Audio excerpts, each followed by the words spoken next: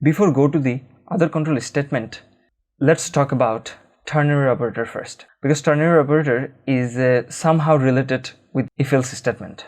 So as you can see here, we have given some line of code, and here we are doing is if x is greater than y, then x equals to 10. Suppose we will assign the value x equals to 10, else we will assign the value x equals to 20.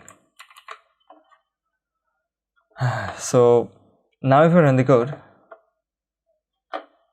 sorry, I haven't printed out x. So now if I run the code,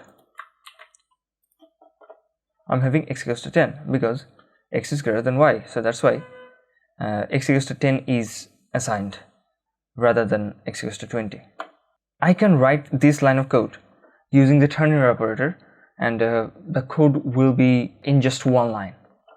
So if I write the code using the ternary operator, it will look like this: x equals to 10, y, question mark, 10, otherwise 20.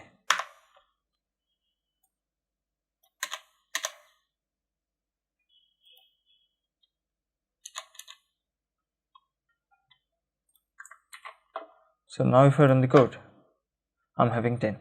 So this line of code and the previous line of code is doing the same thing, but using the ternary operator, our code is becoming much shorter than the previous version.